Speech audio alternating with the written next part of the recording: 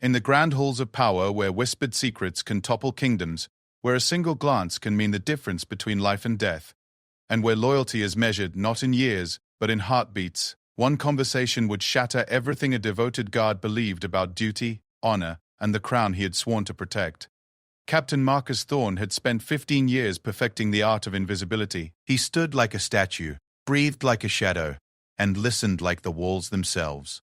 But on this rain-soaked evening in the palace of Valdoria, as thunder masked the sound of forbidden words spoken behind closed doors, Marcus would discover that some secrets are too dangerous to keep silent, and some truths too powerful to ignore. What he overheard that night would force him to choose between the oath he had taken as a boy and the conscience that screamed at him as a man. In a world where kings command and gods obey without question, Marcus was about to learn that sometimes the most treasonous act is simply doing what's right. The prince's words would change everything. But first, they would destroy the only life Marcus had ever known. The morning mist clung to the castle walls like ghostly fingers, and Captain Marcus Thorne stood at his usual post outside the throne room, his armor gleaming despite the grey dawn. At 32, he had the weathered face of a man who had seen too much and said too little. His dark hair was streaked with premature silver, a testament to the weight of secrets he carried. Every line on his face told a story of battles fought, not just with swords, but with conscience. Marcus had been chosen for the Royal Guard when he was barely 17. Plucked from a small farming village after demonstrating exceptional skill with a blade during a recruitment fair. His father, a humble blacksmith, had wept with pride the day his son donned the crimson and gold uniform. That was 15 years ago, and Marcus could still remember the excitement that had filled his young heart. To serve the crown, to protect the realm, to stand among the elite few trusted with the royal family's safety. It had seemed like a dream beyond his wildest imagination. The kingdom of Valdoria had known peace for most of Marcus's tenure, but it was a fragile peace built on careful alliances and delicate negotiations. King Aldrich was known as a just ruler, though perhaps lacking in the iron will his father had possessed. The kingdom's prosperity came from its strategic position between the mountain passes and the fertile river valleys, making it a crucial trade hub. But prosperity always attracted hungry eyes from neighboring realms. Prince Edmund, the king's only son, was 25 and possessed his grandfather's sharp mind but his father's compassionate heart. Marcus had watched the prince grow from a rebellious teenager into a thoughtful young man who spent more time reading philosophy than practicing swordplay. The prince had always been kind to the guards, remembering their names and asking about their families. It was unusual behavior for royalty, but Marcus had come to respect it. As Marcus stood at his post that morning, he noticed something different in the castle's atmosphere. Servants moved with hurried steps, their usual chatter replaced by nervous whispers. The senior staff wore expressions of barely concealed worry, and even the normally jovial kitchen master had snapped at his assistants twice before noon. Something was stirring in the political waters, though Marcus couldn't yet see what lurked beneath the surface. The throne room doors remained closed all morning, which was unusual. Typically, King Aldrich held court 3 days a week, listening to petitions from nobles and commoners alike. But today, only a select few had been admitted. The king's closest advisors, the Treasury Minister, and Lord Chancellor Reginald Blackthorne, a man Marcus had never trusted. There was something in Blackthorne's pale eyes that reminded Marcus of a snake preparing to strike. Around midday, Marcus was approached by Sir William Hartley, the captain of guards and his direct superior. Hartley was a grizzled veteran in his 50s, with scars that mapped out a lifetime of service to the crown. His expression was grim as he pulled Marcus aside. "Something's happening, Marcus," Hartley said in a low voice. "I've been summoned to meet with the king and his advisors this afternoon. In the meantime, I need you to take special watch over Prince Edmund. There are whispers of unrest in the eastern provinces, and Lord Blackthorne has been pushing for stronger measures to maintain order." Marcus nodded, though a cold feeling settled in his stomach. The eastern provinces had always been restless, populated by people who remembered when their lands belonged to the neighboring kingdom of Moravia before being conquered 3 generations ago. They paid their taxes and followed Valdorian law, but their loyalty was grudging at best. "What kind of stronger measures?" Marcus asked. Hartley's expression darkened. "The kind that wise men don't discuss in hallways. Just keep your eyes and ears open and protect the prince. I have a feeling the next few days will test everything we've sworn to uphold." That afternoon, Marcus stationed himself outside Prince Edmund's study, a comfortable room lined with books and maps where the prince spent most of his time. The prince had developed a habit of leaving his door slightly ajar while he worked, claiming he liked to hear the sounds of the castle around him. It was a security risk that Marcus had gently mentioned more than once, but the prince insisted he felt isolated when completely shut away. As the afternoon wore on, Marcus could hear the scratch of the prince's quill against parchment and the occasional rustle of pages turning. The prince was writing letters, something he did frequently to maintain correspondence with scholars and philosophers from other kingdoms. King Aldrich had initially been skeptical of his son's intellectual pursuits, but had come to see value in the knowledge and perspectives they brought. Near sunset, Marcus heard approaching footsteps and looked up to see Lord Blackthorn striding down the corridor with two of his personal guards. The Lord Chancellor was a tall, thin man with prematurely white hair and the kind of smile that never quite reached his eyes. He dressed impeccably and spoke with polished words, but Marcus had always sensed something calculating beneath his refined exterior. "Captain Thorn," Blackthorn said with his usual smooth tone. "I need to speak with Prince Edmund privately. You may wait at the end of the corridor." Marcus hesitated. His orders were to protect the prince, and that typically meant staying within earshot. But Blackthorn held significant authority in the kingdom, second only to the king himself. "With respect, my lord, my orders are to remain close to the prince," Marcus replied carefully. Blackthorn's smile sharpened. "And now you have new orders from me. The prince and I have sensitive matters of state to discuss, matters that require absolute privacy." There was a subtle threat in his tone, and Marcus found himself caught between competing loyalties. After a moment's hesitation, he bowed and retreated to the far end of the corridor, though every instinct screamed against it. From his new position, he could see the door to the prince's study, but couldn't hear what was being said inside. Blackthorn knocked and entered without waiting for permission, closing the door firmly behind him. His two guards remained outside, positioning themselves to block any approach to the study. Marcus settled into his new position, fighting the unease that crawled up his spine like ice. Inside the study, he could occasionally hear the rise and fall of voices, but the words were muffled by the heavy wooden door. The conversation seemed to grow more intense as time passed, with longer periods of silence punctuated by what sounded like heated exchanges. At one point, Marcus heard what might have been a book or papers being slammed down on a desk. After what felt like hours, but was probably only 30 minutes, the door opened and Blackthorn emerged, his face a mask of controlled anger. The Lord Chancellor strode past Marcus without acknowledgement, his guards falling into step behind him. The sound of their footsteps echoed down the corridor until they disappeared around a corner. Marcus immediately returned to his position outside the study. Through the slightly open door, he could see Prince Edmund standing at the window with his back turned, his shoulders rigid with tension. The prince's usually neat desk was scattered with papers, and Marcus noticed the prince's hands were clenched into fists at his sides. "Your Highness?" Marcus called softly. "Is everything all right?" The prince turned, and Marcus was shocked to see the raw emotion on his face. Prince Edmund's normally calm demeanor was replaced by a mixture of anger, disgust, and something that looked like fear. "Marcus," the prince said, his voice strained, "how long have you served in the royal guard?" 15 years, Your Highness. And in all that time, have you ever questioned an order from the crown?" The question caught Marcus off guard. It was exactly the kind of inquiry that could be considered treasonous under the wrong circumstances. "Your Highness, it's not my place to question orders. My duty is to obey and protect." Prince Edmund laughed bitterly. "Spoken like a true soldier. But what happens when those two duties come into conflict? What happens when protecting the realm requires disobeying the crown?" Marcus felt his mouth go dry. This was dangerous territory. The kind of conversation that could end careers or worse. "Your Highness, perhaps you should speak with your father about whatever's troubling you." "My father," the prince said, walking closer to Marcus, "is about to make a decision that will stain our family's honor for generations, and I'm expected to stand by and smile while it happens." The prince's words hung in the air between them like a drawn sword. Marcus had heard rumors and whispers about increasing tensions in the eastern provinces, but he had assumed they were the usual complaints about taxes and trade restrictions. Now seeing the anguish on Prince Edmund's face, he realized the situation was far more serious than he had imagined. "Your Highness, it's not my position to—" "No," the prince interrupted. "No more protocols and proper positions. I need to know that there are still honorable men in this kingdom. Men who would choose what's right over what's convenient." Marcus looked into the prince's eyes and saw a young man wrestling with terrible knowledge. The easy answers of duty and obedience suddenly felt inadequate in the face of such raw honesty. For 15 years, Marcus had prided himself on being the perfect guard, silent, loyal, unquestioning.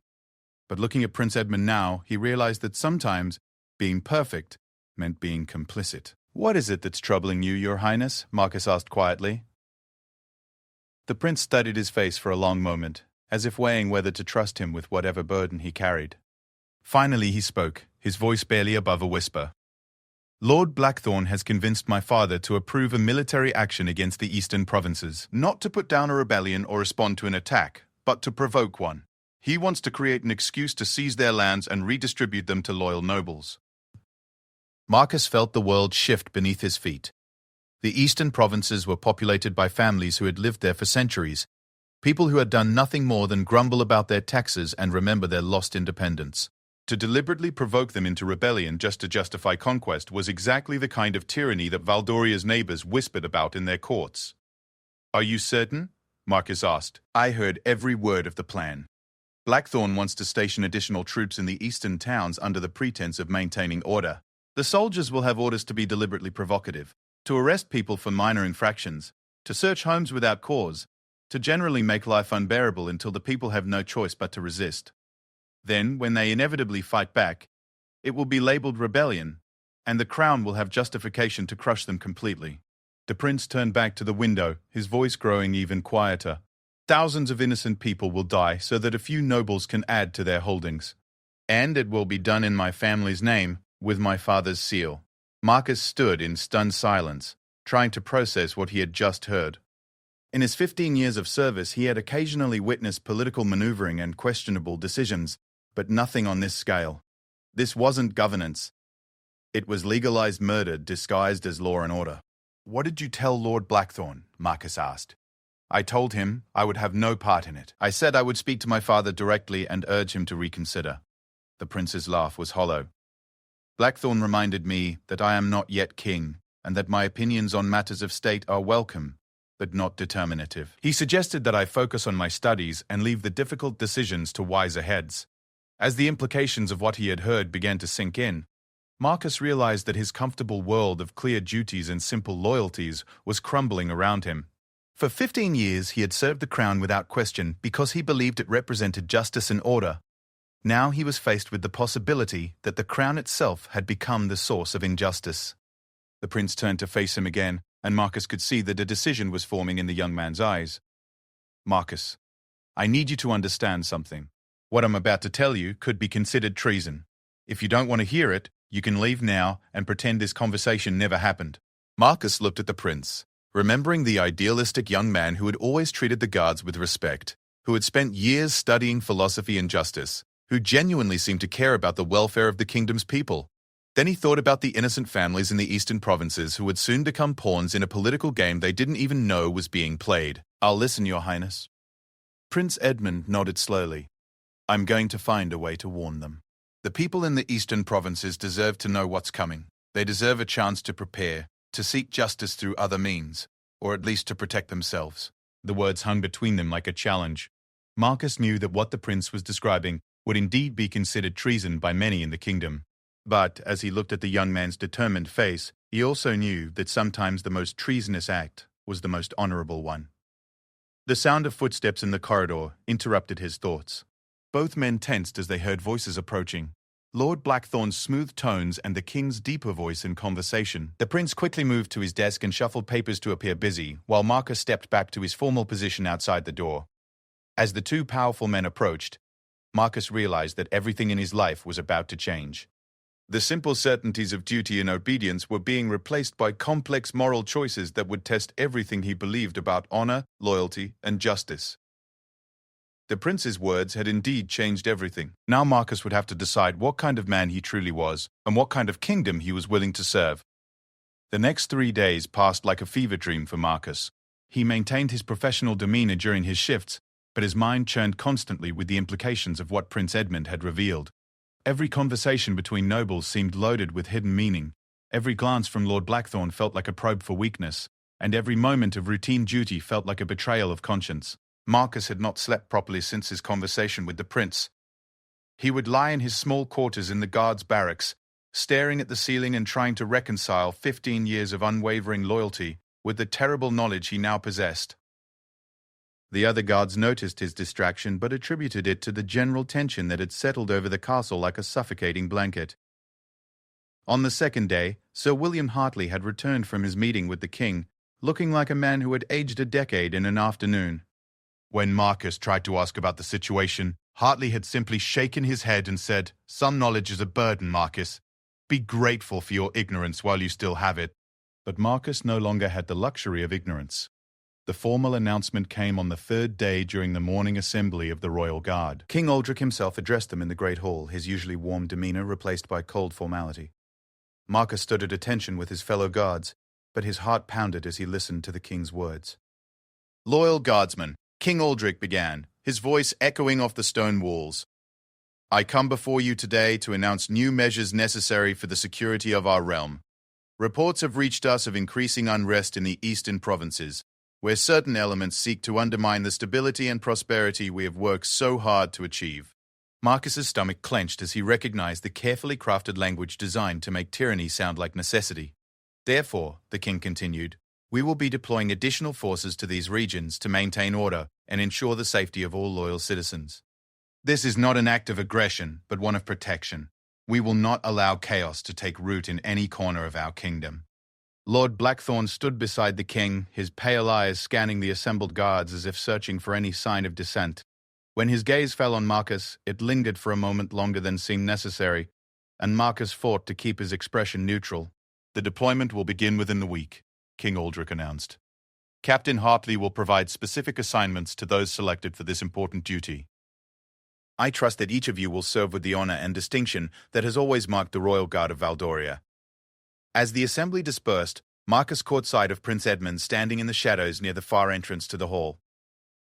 The prince's face was a mask of controlled anguish, and when their eyes met across the crowd of dispersing guards, Marcus saw a plea for understanding that cut into the core.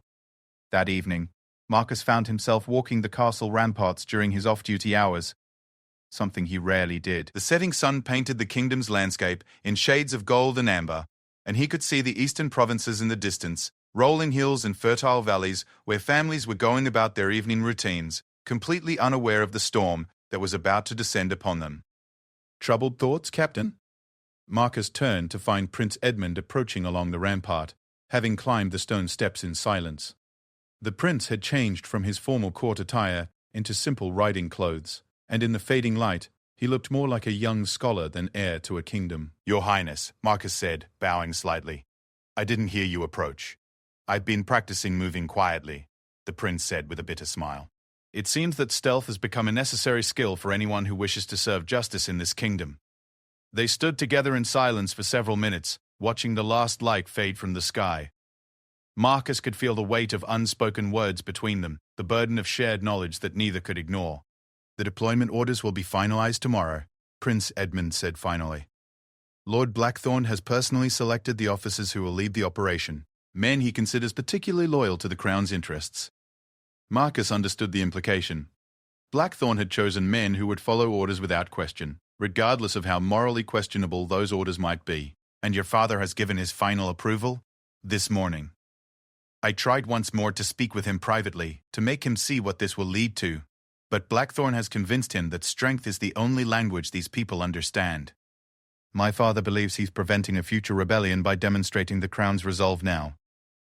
The prince's voice carried a pain that went beyond political disagreement. This was a son watching his father make choices that would forever change how history remembered their family name. "What will you do?" Marcus asked quietly. Prince Edmund was silent for so long that Marcus began to think he wouldn't answer. When he finally spoke, his voice was barely audible above the evening wind. "I've been in correspondence with scholars and political philosophers from other kingdoms, men who understand the delicate balance between order and justice. There are ways to warn the eastern provinces without directly violating my oath to the crown, but they require careful timing and absolute discretion." Marcus felt his pulse quicken. "What kind of ways?" "Academic correspondence. Letters discussing theoretical political scenarios and their historical precedents. A scholar in the eastern province's capital has been writing to me about the rise and fall of various political systems. If his next letter were to include a detailed analysis of how previous kingdoms had prepared for hypothetical military interventions, Along with specific theoretical timelines and methodologies, it might serve as valuable academic discourse. The prince was describing treason wrapped in scholarly language, and they both knew it. But Marcus also understood the moral logic behind it. If warning innocent people about impending tyranny was treason, then perhaps the definition of loyalty needed to be reconsidered. Such correspondence would be dangerous, Marcus said carefully. Everything worthwhile is dangerous, the prince replied. The question is whether the danger of action outweighs the certainty of allowing injustice to proceed unopposed. As they talked, Marcus found himself thinking about his own role in the unfolding crisis. For 3 days he had agonized over what he had learned, but he had taken no action. He had continued to follow orders, maintained his post, and kept silent while preparations for the Eastern campaign moved forward. In his inaction, was he not complicit in what was about to happen? Your Highness, Marcus said slowly, if someone were to want to help with such academic correspondence, what would be required? The prince turned to look at him directly, and Marcus saw both hope and concern in his eyes. Such a person would need to be beyond suspicion, with legitimate reasons to travel freely around the castle and access to reliable means of communication. They would also need to accept that, if discovered, they could face charges of treason. Marcus thought about his 15 years of perfect service, his spotless record, his reputation for unwavering loyalty. All of it had been building toward this moment when he would have to choose between the oath he had sworn and the conscience that defined him as a man. The Eastern provinces, Marcus said. How long before the deployment reaches them? 6 days. The first units will arrive under the pretense of routine security inspections, but the provocative measures will begin immediately. 6 days to warn people who had no idea they were about to become pawns in a deadly political game. 6 days to potentially save thousands of lives. 6 days to decide what kind of man Marcus Thorne truly was. What would this theoretical academic correspondence require? Marcus asked. For the next hour, as darkness fully settled over the kingdom, Prince Edmund outlined his plan. It was elegant in its simplicity and terrifying in its implications. The prince had been corresponding with a scholar named Henrik Dalmor in the town of Eastbridge, the largest settlement in the eastern provinces. Dalmor was known to be a learned man with connections throughout the region, someone whose words carried weight with local leaders. The plan involved sending Dalmor a letter discussing historical examples of how previous kingdoms had dealt with theoretical unrest in border provinces. The letter would include specific details about deployment patterns, typical provocative tactics used by occupying forces, and historical timelines for how such operations typically unfolded. On the surface, it would appear to be nothing more than an academic discussion of political theory and historical precedent, but to someone familiar with current political tensions, it would serve as a detailed warning about what was coming and when to expect it. The challenge, Prince Edmund explained, is that such a letter would need to be delivered through channels that Lord Blackthorn doesn't monitor. The royal post would be too dangerous, and any official messenger could be questioned about their mission. Marcus had been thinking about this problem as the prince spoke. The merchant caravans, he said. There's a trader named Willem Corthane who makes regular runs to the eastern provinces. He brings supplies to the castle kitchens twice a month and has been doing so for years. He's scheduled to make a run tomorrow. Can he be trusted? He's an honest man and he has family in Eastbridge. If he understood that people's lives were at stake, I believe he would help. Prince Edmund nodded slowly. But approaching him would require someone he trusts, someone whose word he would accept without question. Someone like a captain in the Royal Guard who has been part of his security escort on dangerous routes, Marcus said quietly. The weight of what they were planning settled over them like a physical presence. Marcus was proposing to actively participate in what could only be described as treason against the crown he had sworn to serve. But as he thought about the innocent families in the eastern provinces, about the children who would suffer when their fathers were arrested on fabricated charges, about the blood that would be spilled to satisfy a few nobles' greed, he knew he could not stand by and do nothing. If we do this, Prince Edmund said, there will be no going back. Once that letter is sent, we will be committed to a path that could lead to our execution. Marcus looked out over the darkened kingdom, thinking about the young man he had been when he first took his oath to the Royal Guard. That boy had believed that serving the crown meant protecting the innocent and upholding justice. Perhaps this was the only way to remain true to that original oath. Some things are worth the risk, Your Highness.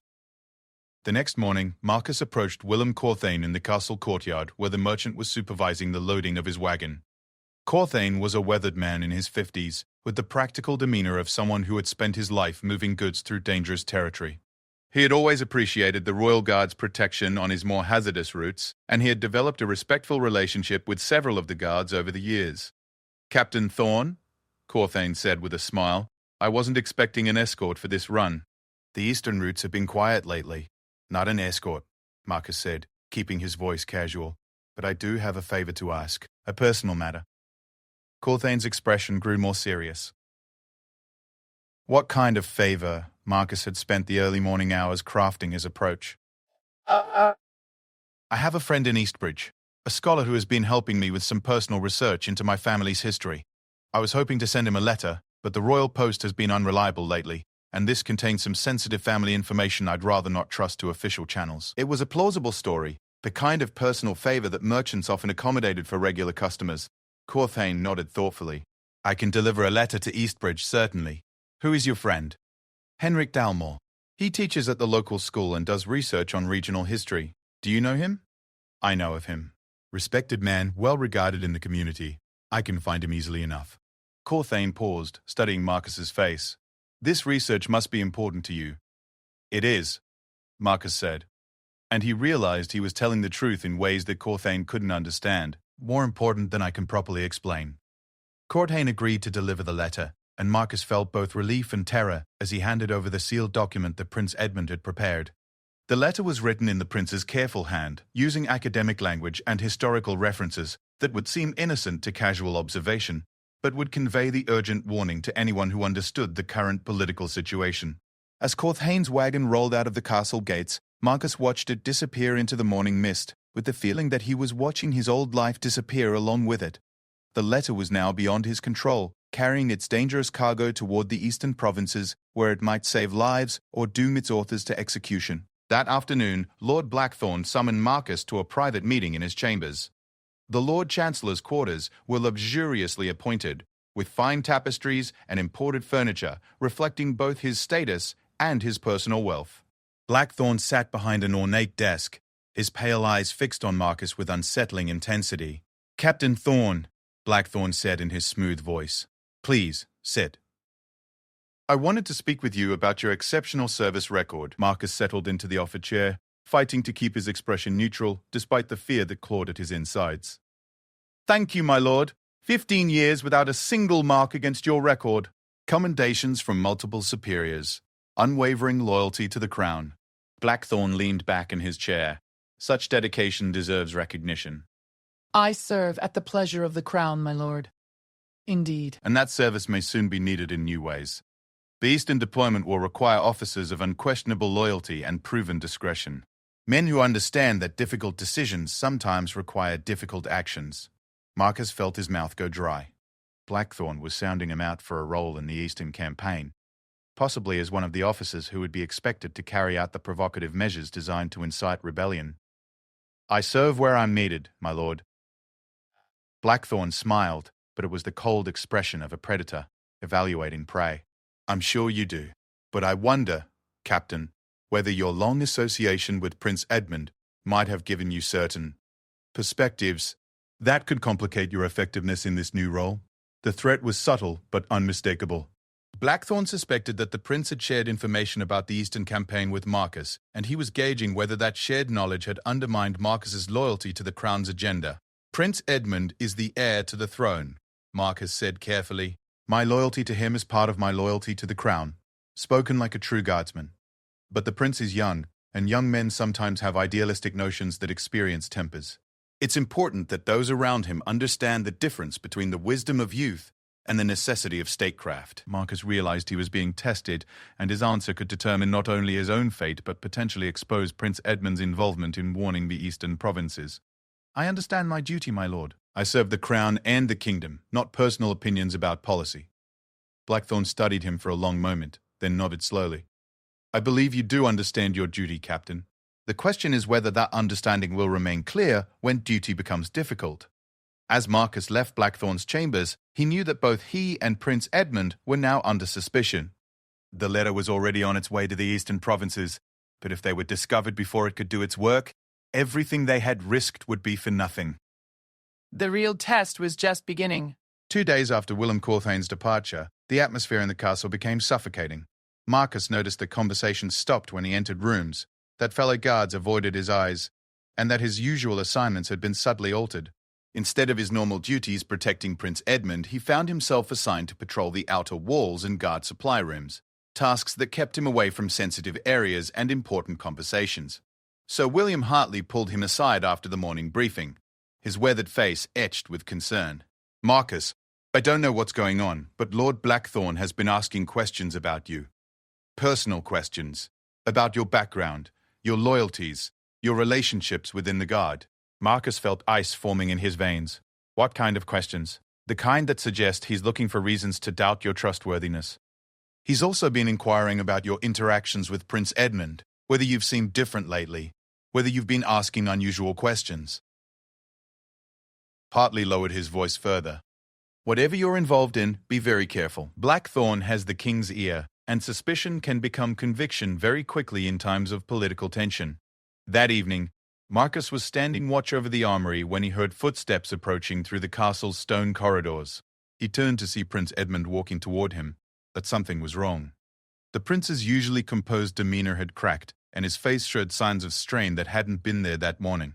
"Your Highness," Marcus said, bowing, but keeping his voice neutral in case anyone was listening. "Captain Thorne," the prince replied formally, then moved closer and lowered his voice to barely a whisper. "We have a problem. Lord Blackthorne has been monitoring all correspondence leaving the castle. He knows about the merchant who left 2 days ago." Marcus's heart stopped. How much does he know? He knows that Willem Corthane carried a letter to Eastbridge. He doesn't yet know what was in the letter or who sent it, but he's having Corthane tracked down and questioned. We may have hours before our involvement is discovered. The implications crashed over Marcus like a collapsing wall. If Corthane was captured and forced to reveal who had given him the letter, both Marcus and Prince Edmund would face charges of treason. But more importantly, if the letter hadn't yet reached Henrik Dalmor, the warning would never arrive, and the people of the eastern provinces would face the coming oppression completely unprepared. "Has the letter reached its destination?" Marcus asked. "Unknown. Corthane typically makes several stops along his route, conducting business in multiple towns. Even if he's been captured, the letter might have been delivered before his arrest." Prince Edmund glanced around to ensure they weren't being observed, then continued in an even lower whisper. "There's something else. I overheard a conversation between my father and Blackthorne. The timeline for the eastern deployment has been accelerated. Instead of 6 days, the first troops will move out tomorrow morning." Marcus felt the walls closing in around them. Even if the warning letter reached Eastbridge, the people there would have almost no time to prepare or respond. The careful plan that had seemed so elegant just days ago was crumbling into chaos. "What can we do?" Marcus asked. The prince's expression was grim. "Blackthorne suspects me of being the source of the letter, but he can't move against me directly without proof. You, however, are in immediate danger.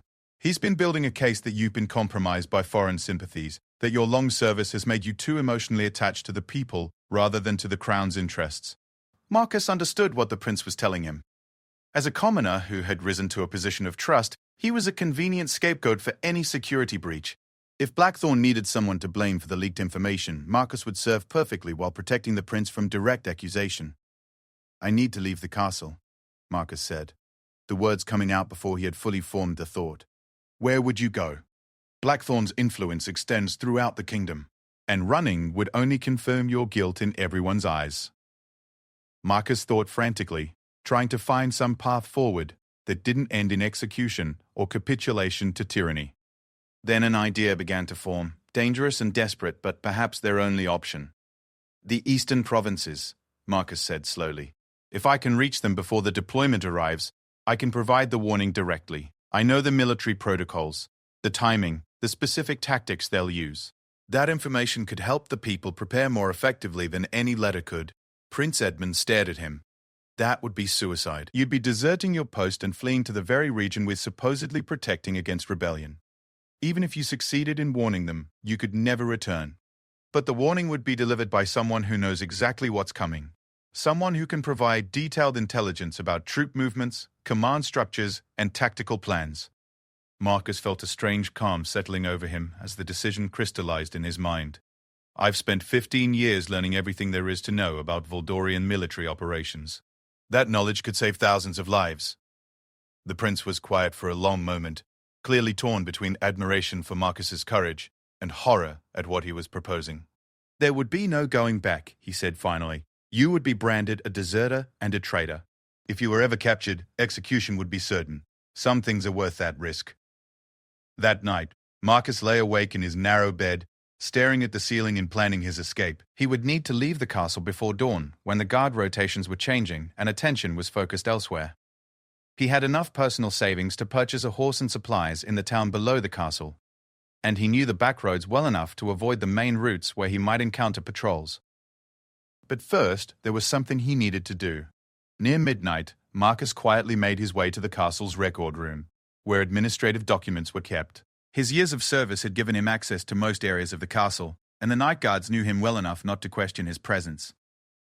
He located the files containing detailed information about the Eastern deployment, troop strengths, movement schedules, command assignments, and most crucially, the specific protocols for the provocative actions designed to incite rebellion. Working by candlelight, Marcus carefully copied the most important information onto several sheets of parchment, focusing on details that would help the eastern provinces understand exactly what they were facing and when to expect it. The work took nearly 2 hours, but when he was finished, he had created the most comprehensive intelligence report that any enemy of Valdoria had ever possessed. As he prepared to leave the record room, Marcus heard footsteps in the corridor outside. He quickly extinguished his candle and pressed himself against the wall beside the door, holding his breath as the footsteps passed by. When silence returned, he slipped out of the room and made his way back to his quarters. At first light, Marcus gathered his few personal possessions and the stolen intelligence documents, wrapping everything in his travel cloak. He had written a brief letter to Sir William Hartley, explaining his actions and asking that his fellow guards not be held responsible for his choices. It was a poor repayment for Hartley's years of mentorship, but Marcus could see no alternative. Leaving the castle proved surprisingly simple. The guards at the gates knew him well, and his story about an early morning reconnaissance mission was accepted without question. Once outside the castle walls, Marcus made his way to the town's horse market, where he purchased a sturdy mare and enough supplies for a hard journey eastward. As he rode out of the town in the grey dawn light, Marcus caught sight of military preparations already underway at the garrison outside the castle. Companies of soldiers were forming up for the march east, their armor gleaming and their banners snapping in the morning breeze. In a few hours, those same soldiers would be marching toward an unsuspecting population, carrying orders that would turn them from protectors into oppressors. The journey to the eastern provinces normally took 3 days by horse, but Marcus pushed hard, stopping only briefly to rest his mount and grab quick meals. He used old hunting trails and farm roads, avoiding the main highways where he might encounter military patrols. The stolen intelligence documents were wrapped in oiled cloth and hidden in his saddlebags, protected against both weather and discovery. On the second day of his journey, Marcus met other travelers coming from the east, and their news filled him with dread. Military units had already reached some of the smaller eastern settlements, arriving with orders to maintain security during a period of increased regional tension. The soldiers had immediately begun implementing harsh new restrictions, curfews, searches, arbitrary arrests for minor infractions. But Marcus also heard encouraging news. In Eastbridge, the largest town in the region, a respected local scholar named Henrik Dalmor had been sharing information about historical precedents for military occupations and their typical patterns. Dalmor had been giving informal lectures about how communities could legally petition for redress of grievances and organize peaceful resistance to unjust policies. Willem Corthane's letter had reached its destination, and Dalmor was already using the warning to prepare his community.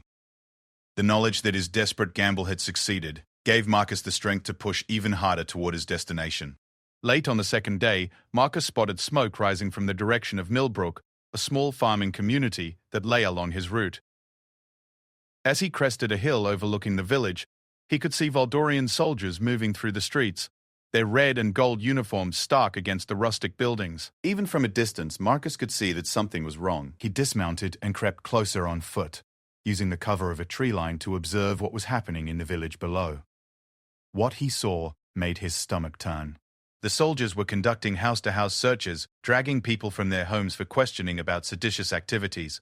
Several villagers had been bound and were being held in the town square under armed guard. Marcus recognized the tactics immediately.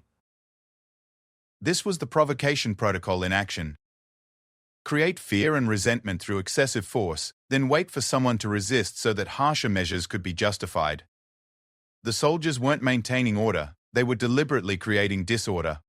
As he watched, a young farmer tried to protest when soldiers began searching his grain stores, claiming they were looking for hidden weapons. The man was immediately struck down with a sword hilt and arrested for interfering with royal security operations.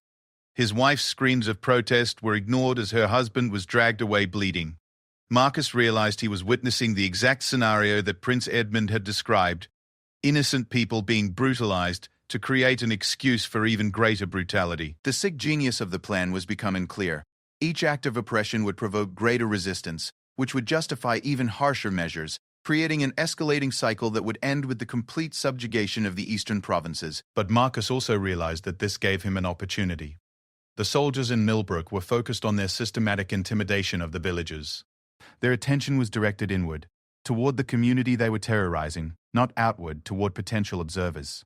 If he was careful, he might be able to get close enough to gather more specific intelligence about their operations. Marcus worked his way around the village perimeter, using farm buildings and stone walls for cover. He was able to observe the soldiers' command structure, count their numbers, and most importantly, overhear conversations between officers about their orders and timeline. What he learned was worse than he had feared. The officers were discussing plans to arrest several prominent villagers on fabricated charges within the next few days. These arrests would be publicized throughout the eastern provinces as evidence of a growing conspiracy against the crown, providing justification for even more aggressive military intervention. But the officers also revealed tactical information that could be invaluable to communities preparing to resist. They discussed patrol schedules, communication methods, and the specific legal pretext they were using to justify their actions. All of this intelligence would help other villagers understand what to expect and how to respond. As evening fell, Marcus carefully retreated from his observation post and continued his journey toward Eastbridge. The stolen documents in his saddlebags now seemed even more precious. They contained not just the original deployment plans, but his own observations of how those plans were being implemented in practice. The final day of his journey took him through increasingly militarized territory. He encountered several army patrols and had to hide in forests and abandoned buildings to avoid detection. The soldiers were clearly operating under orders to investigate any unusual activity, and a lone horseman traveling fast toward Eastbridge would certainly qualify as suspicious. Near sunset, Marcus finally crested the hills overlooking Eastbridge, and what he saw filled him with both hope and concern. The town was larger than the villages he had passed through, with stone buildings and proper streets that spoke of prosperity and civic organization. But he could also see military camps on the outskirts of the town, with hundreds of soldiers preparing for what appeared to be a major operation. More encouragingly, Marcus could see signs of preparation within the town itself. Groups of citizens were moving with purpose through the streets, and he could spot barricades being constructed at key intersections. Henrik Dalmore's warning had clearly been taken seriously, and the people of Eastbridge were preparing to resist the coming oppression. But Marcus also realized that his own presence complicated the situation dramatically. He was a deserter from the Royal Guard, carrying stolen military intelligence, fleeing toward a community that was about to be branded as rebellious. His arrival in Eastbridge would transform him from a concerned guard trying to prevent injustice into an active participant in treason against the crown.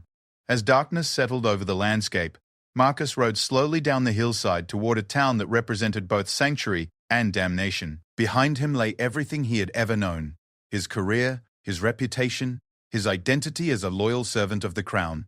Ahead lay uncertainty, danger, and the chance to prevent a massacre. The choice was no longer whether to commit treason. That decision had been made when he copied the military documents and fled the castle. Now the only question was whether his treason would save lives or simply add his name to the list of those who would be executed when order was restored. As the lights of Eastbridge grew larger before him, Marcus knew that the boy who had joined the Royal Guard 15 years ago was gone forever. In his place rode a man who had chosen conscience over comfort, justice over security, and the welfare of innocents over the commands of kings. The prince's words had indeed changed everything, but the real transformation had come from Marcus's own decision to act on what those words revealed. Tomorrow he would discover whether that transformation would lead to salvation or destruction. Marcus approached the outskirts of Eastbridge as the moon reached its zenith, casting silver light over a town that buzzed with nervous energy despite the late hour. Groups of citizens moved quietly through the streets carrying supplies, tools, and whispered messages. The warning had clearly reached its destination, but Marcus could see that the people were struggling with how to respond to an enemy that wore their own kingdom's colors. He left his horse tied to a tree outside the town and approached on foot. keeping to the shadows cast by buildings and hedgerows. The military camps he had observed from the hills were even more extensive up close, with hundreds of soldiers preparing for what appeared to be a dawn assault. But Marcus noticed something that gave him hope. The soldiers seemed to be preparing for crowd control rather than siege warfare. Lord Blackthorn still needed this to appear as putting down a rebellion, not conquering a peaceful town. Near the town's edge, Marcus encountered his first civilian patrol. 3 men armed with farm tools and wearing expressions of grim determination. They challenged him quietly, and Marcus realized he faced a crucial moment. How he identified himself would determine whether he was welcomed as an ally or captured as a spy. "I'm Marcus Thorne," he said simply. "I carry information from the capital that Henrik Dalmor needs to see." One of the men studied his face in the moonlight. "You're wearing the uniform of the Royal Guard." "I was a captain in the Royal Guard until 3 days ago. Now I'm a deserter carrying stolen intelligence about the military operations planned against this town." The men exchanged glances, clearly uncertain whether to trust him or treat him as a trap. Finally, the eldest of them made a decision. Come with us. "But know that if you're lying, there are many here who have nothing left to lose." Marcus was escorted through back streets and alleyways to a large building that appeared to be a school or meeting hall. Inside, he found a remarkable sight. Dozens of people filled the main room. Farmers, merchants, craftsmen, teachers, and civic leaders. At the center of the gathering stood a man in his 50s with grey hair and intelligent eyes, who could only be Henrik Dalmor. Dalmor was addressing the assembled crowd, his voice calm but urgent. "The historical precedents are clear," he was saying. "When military forces are deployed ostensibly to maintain order, but with deliberately provocative instructions, the goal is to create the very disorder they claim to prevent. Our best defense is to deny them that provocation while documenting every illegal action they take." When Marcus was brought forward, Dalmor paused his address and studied the newcomer with sharp eyes. "You claim to bring intelligence from the capital?" "I do." Marcus reached into his cloak and withdrew the stolen documents. 3 days ago, I was Captain Marcus Thorne of the Royal Guard. I served Prince Edmund until I learned the true nature of the operation planned against this region. These documents contain complete intelligence about troop strengths, tactical plans, timelines, and most importantly, the specific protocols designed to provoke you into actions that can be labeled as rebellion. A murmur ran through the assembled crowd as Marcus spread the documents on a table for Dalmor to examine. The scholar's eyebrows rose as he scanned the detailed military information, cross-referencing it with the warning letter he had received from Prince Edmund. "This intelligence is remarkably complete," Dalmor said, after several minutes of study. "But its very completeness raises questions about your motivations. Why would a captain in the Royal Guard risk execution to bring this information to us?" Marcus had expected this question, and he had spent his journey preparing an answer that would convey both his sincerity and his understanding of what he was asking these people to trust. "Because I spent 15 years believing that serving the crown meant protecting innocent people from injustice. When I learned that the crown itself had become the source of injustice, I had to choose between my oath to a corrupt order and my duty to human decency. I chose decency." Dalmor studied Marcus's face intently. "And what do you hope to accomplish by coming here? Surely you understand that your presence makes this community's situation more dangerous." "Harboring a deserter from the Royal Guard provides perfect justification for harsh military action. I understand that. But I also understand military tactics and protocols in ways that civilian leaders cannot. The documents I brought contain not just information about what's planned, but insights into how those plans can be countered or turned against themselves." Marcus moved closer to the table where the documents were spread.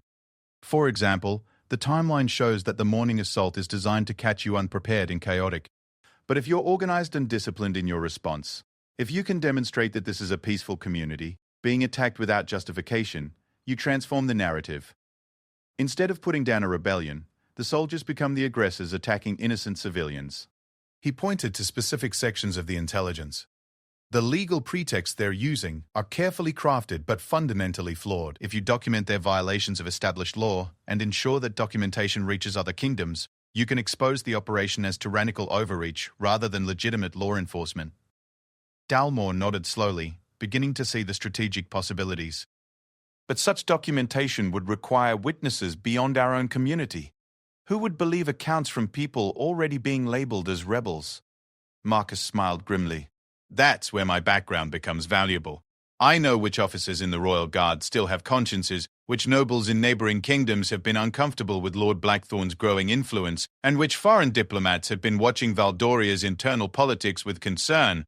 A first-hand account from a former captain of the Royal Guard would carry significant credibility. Over the next several hours, Marcus worked with Dalmor and the community leaders to develop a comprehensive response strategy. The key was to remain absolutely peaceful and lawful while documenting every illegal action taken by the military forces. They organized teams to record events from multiple angles, prepared legal challenges to unlawful arrests and searches, and established communication networks to spread accurate information as quickly as possible. But Marcus also shared more troubling intelligence from his journey. "The operation in Millbrook has already begun," he told them. "They're arresting prominent citizens on fabricated charges and using excessive force to intimidate the population. Those arrested will likely be moved to Eastbridge for trial, as part of a show designed to demonstrate the Crown's resolve." This news sobered the gathering considerably. They were no longer planning to resist a theoretical future oppression, but responding to an active campaign of terror that was already destroying lives in neighboring communities. "We have perhaps 6 hours before the assault begins," Dalmor said, checking the timeline in Marcus's documents. 6 hours to prepare our community for what may be the most important test of our principles we will ever face. As the meeting broke up and people dispersed to their assigned roles, Marcus found himself alone with Dalmor in the now empty hall. The scholar studied him with the careful attention of someone accustomed to evaluating complex problems. "You realize," Dalmor said quietly, "that your very presence here transforms this from a defensive action by citizens protecting their rights into active rebellion supported by military deserters. If we succeed in exposing the Crown's tyranny, you may be remembered as a hero who helped save innocent lives. If we fail, you will certainly be executed as a traitor, and everyone here will be condemned as rebels who were corrupted by enemy agents." Marcus had been thinking about this reality throughout his journey. "I've made my choice. The question now is whether that choice will matter." "It will matter," Dalmor said with certainty, "but perhaps not in ways you expect. Win or lose, word of what happens here will spread. Other communities will learn that resistance is possible, that there are still people willing to risk everything to oppose injustice.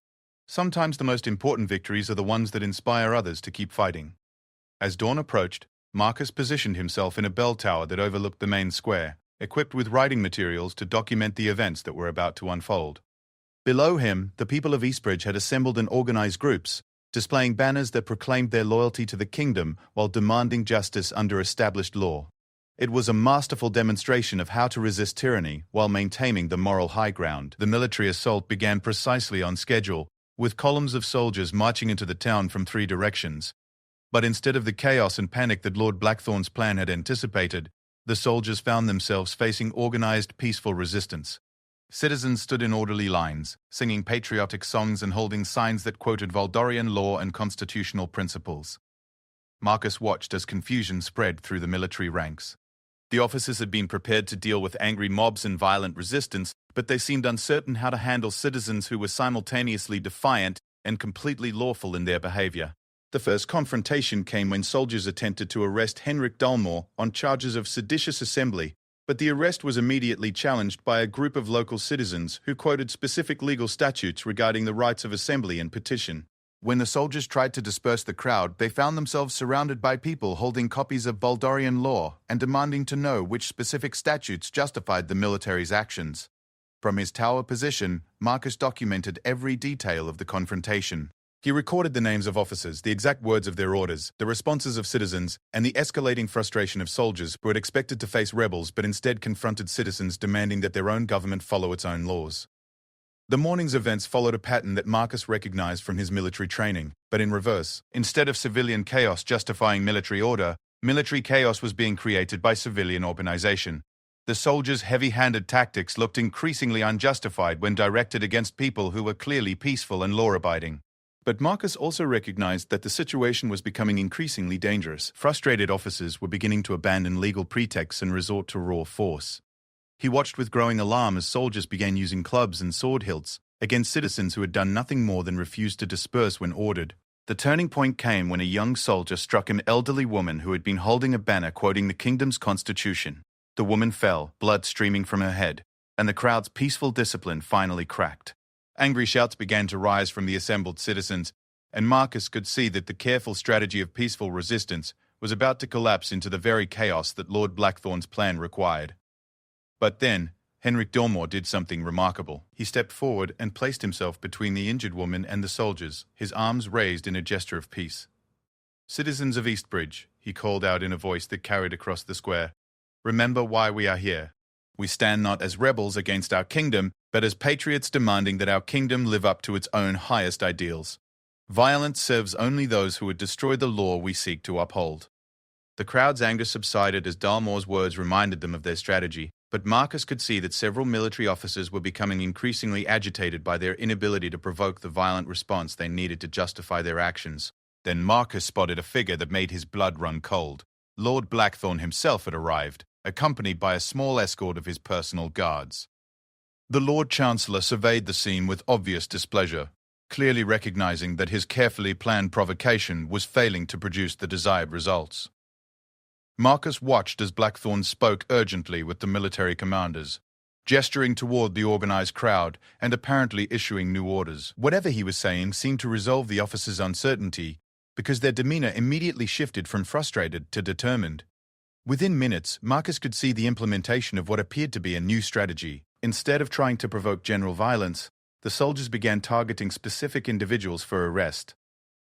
They moved through the crowd with lists of names, seizing particular citizens and dragging them away despite the protests of their neighbors. Marcus realized with growing horror that Blackthorn had abandoned the pretense of responding to rebellion and moved directly to the creation of artificial evidence.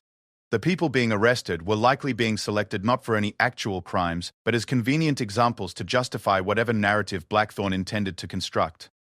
Among those seized was Henrik Dalmore himself, grabbed by 4 soldiers despite his complete compliance with their orders. As the scholar was dragged toward a military wagon, Marcus made a decision that would determine not just his own fate, but potentially the outcome of the entire confrontation. He left his observation post in the tower and began making his way toward the square, carrying with him not just the written record of the morning's events, but the complete intelligence he had stolen from the castle. If Dalmore was to be arrested and potentially executed, the evidence of the Crown's deliberate provocation needed to reach someone who could use it effectively.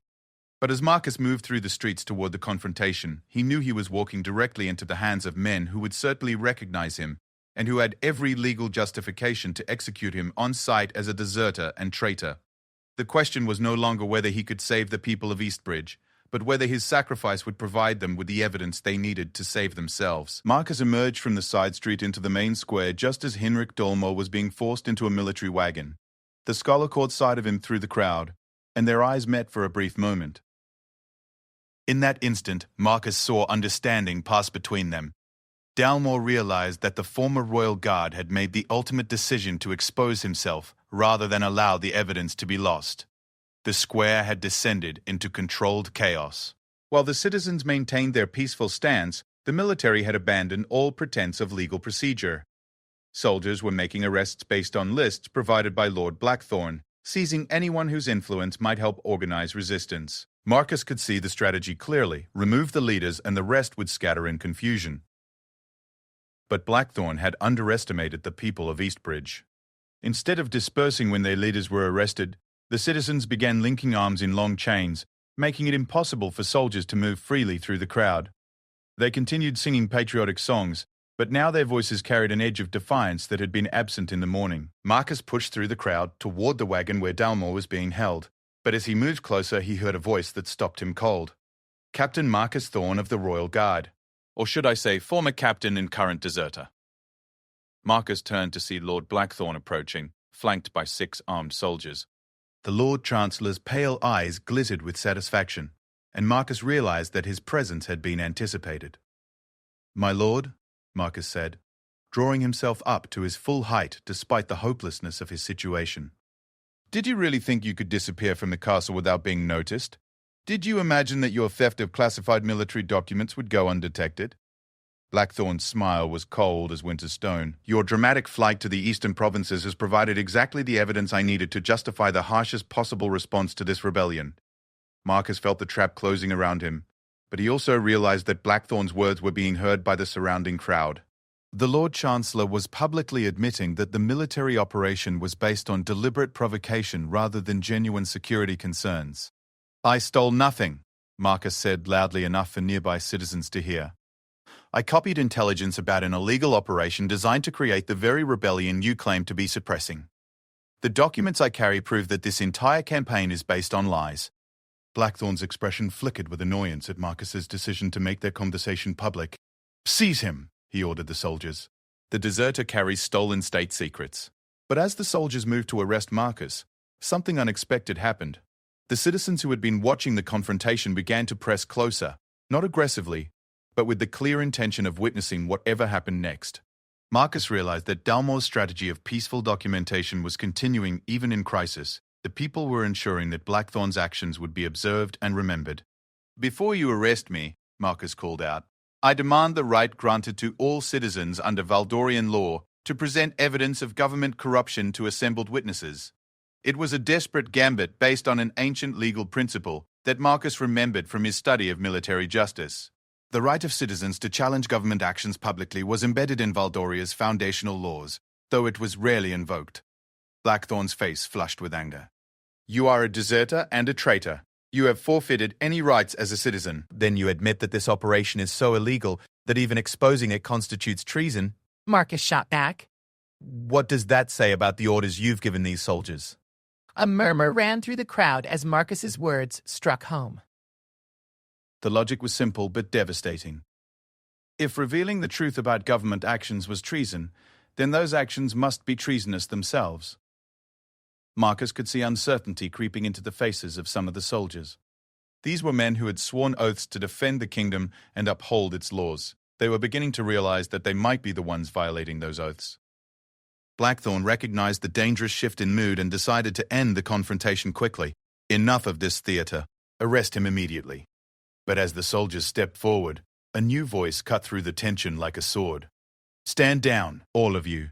Every head turned toward the voice, and Marcus felt his heart leap as he saw Prince Edmund riding into the square at the head of a small company of royal guards. The prince's face was set with determination, and Marcus could see that this was not a man who had come to compromise. Lord Blackthorn's composure cracked for the first time. "Your Highness, what are you doing here? This situation is under control." Prince Edmund dismounted and walked directly to where Marcus stood, surrounded by soldiers. "Captain Thorn," he said formally, "I hereby restore you to active duty in the Royal Guard and place you under my direct protection." The legal implications rippled through the crowd like lightning. If Marcus was restored to duty, he was no longer a deserter. If he was under royal protection, he could not be arrested without the prince's consent. And if Prince Edmund was publicly supporting him, then the intelligence Marcus carried had royal endorsement. Blackthorn's face had gone pale with rage. "You have no authority to." "I have every authority granted to the heir to the throne," Prince Edmund interrupted. "And I am exercising that authority to investigate reports of illegal military actions conducted in my family's name." The prince turned to address the crowd directly, his voice carrying across the square. "Citizens of Eastbridge, you have my word as heir to this kingdom that every action taken here will be investigated according to proper legal procedures. Anyone who has been illegally arrested will be released. Anyone who has committed crimes will face fair trial under established law." Then Prince Edmund did something that stunned everyone present.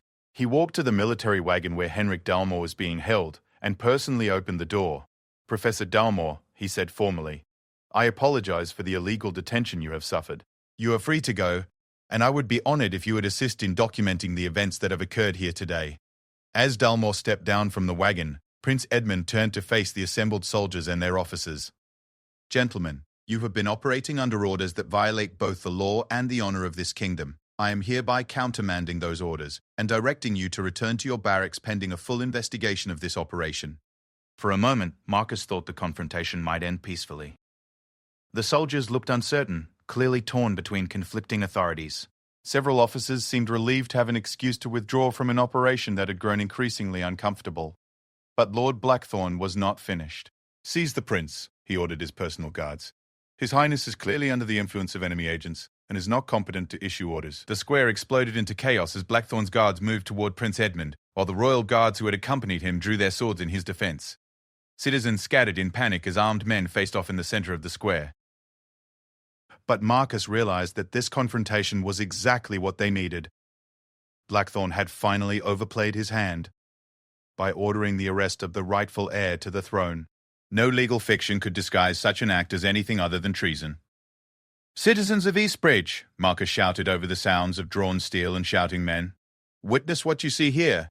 The Lord Chancellor attempts to arrest the prince rather than allow investigation of illegal orders." As the two groups of guards faced each other with weapons drawn, Henrik Dalmor made a decision that would be remembered for generations. The elderly scholar walked calmly into the space between the armed men and raised his voice in a way that commanded attention. "Stop," he said simply. "All of you. Stop and think about what you are doing. You are Voldorian soldiers, sworn to protect this kingdom and its people. Look around you. Look at what you have become." Dalmor's words carried such moral authority that even the armed men paused to listen. "Lord Blackthorn," Dalmor continued, "you have this day ordered the arrest of innocent citizens, the suppression of lawful assembly, and now the seizure of the rightful heir to the throne. These are not the actions of a loyal minister, but of a man seeking to place himself above the law." Then Dalmor turned to the soldiers. "And you, sworn guardians of this realm, must choose who you truly serve. Do you serve the crown, represented by Prince Edmund, who calls for justice and law, or do you serve the ambitions of a man who would arrest his own prince rather than face investigation of his crimes?"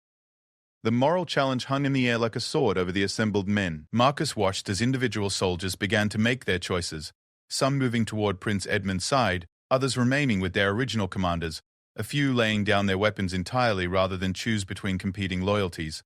Lord Blackthorn realized that his position was becoming untenable. "This is not over," he said, his voice carrying cold fury. "Treason has been committed here today and it will be answered for."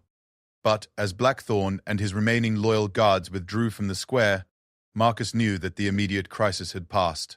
The people of Eastbridge had witnessed the corruption of their government exposed in the most dramatic possible way, and that testimony would spread throughout the kingdom. Prince Edmund approached Marcus as the tensions in the square began to subside. "Captain Thorm," he said with a slight smile, "your service to the realm has been exemplary, though rather unconventional." "Thank you, Your Highness. But what happens now?" "Lord Blackthorn will not accept this defeat easily." "No, he won't.